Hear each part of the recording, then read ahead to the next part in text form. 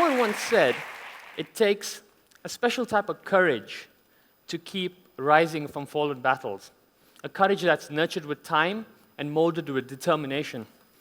I think that courage is born from a seed of belief that's plowed with the will to overcome adversity and nurtured in the tender hands of an undying faith.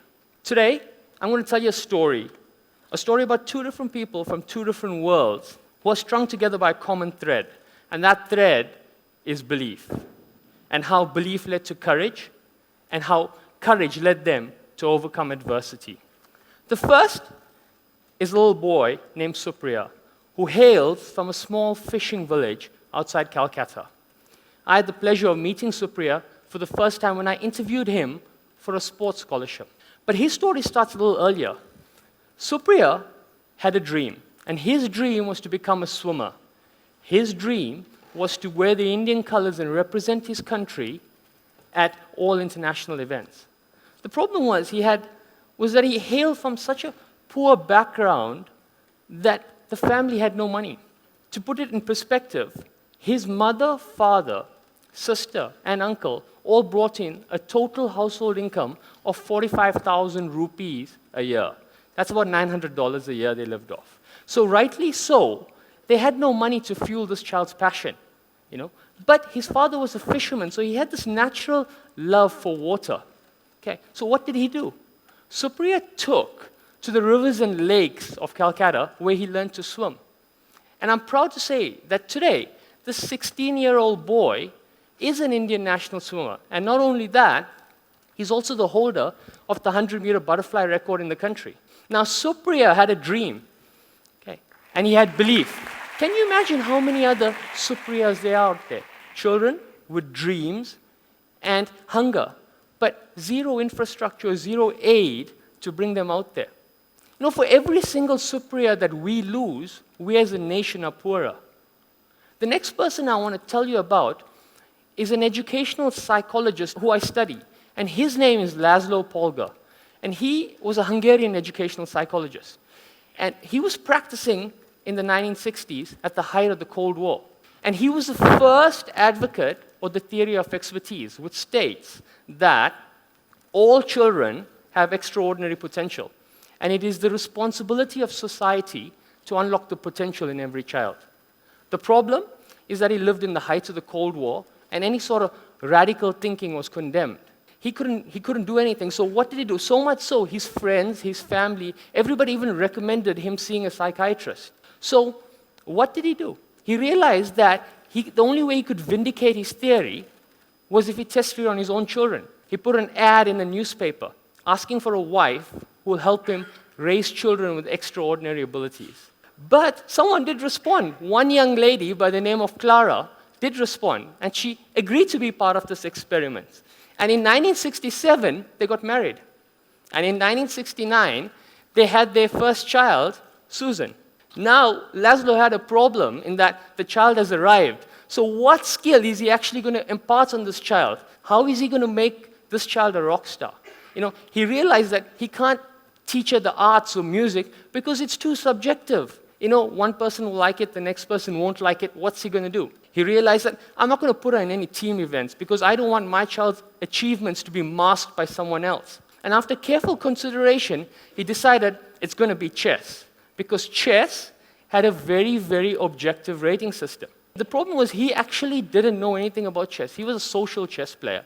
And his poor wife, Clara, didn't even know what a chessboard looked like. And her husband says, I'm going to make chess players. Anyway, Susan was around, and he spent those years studying and introducing the game to her in a very joyous manner. He made sure it wasn't tedious. All the family activities were surrounded around that. He homeschooled her, so he gave himself as much opportunity to spend with his daughter. And when Susan was 5 years old, he entered her into a first chess competition. This little girl goes into a chess hall where all the competitors are twice her age. Okay, and she could barely even peer over the chessboard. And guess what happened? Something astonishing. Not only did she win, but she won 10 love, an astonishing feat. In 1974, Clara and Laszlo had another girl, Sophia. And in 1976, they had the third, Judith. And by the time these girls were 13 years old, Laszlo had them practice more than 10,000 hours in a very, very joyous manner. Okay. And what do you think happened with these children? Well, let me give you a brief summary. Susan was the first player to ever achieve grandmaster status for a female. And by the end of her career, she won 4 world championships, 5 chess Olympiads, and is the only person in history to win the Triple Crown. Sophia is well known for what we call the miracle in Rome. She won a chess tournament, 8 consecutive matches, and she beat 5 male grandmasters in that row. The chances of that happening, ladies and gentlemen, are over 1 billion to 1. And the baby of the family, Judith, at the age of 15 years and 4 months, achieved grandmaster status. And she was number 1 for over 10 years. And is considered to be the greatest female chess player the world has ever seen. So you see, the Polgar sisters vindicate that theory of expertise. But then steps in the media. And what do the media do? They call them child prodigies. You know, oh, these are geniuses, these are child prodigies. Let's forget about all the hard work they put in. And it's the same problem with most geniuses. Edison, Bach, Mozart, Woods, everybody. You know, Edison, we say, oh, he invented the light bulb. But what about the 2,000 other patents he had? Mozart, piano concerto number 9 at age 21. But what about the 3,500 hours he put in before he was 6 years old? Woods, what about the 1,000 or the 1,000,000 golf balls he hit before he even walks on a golf course?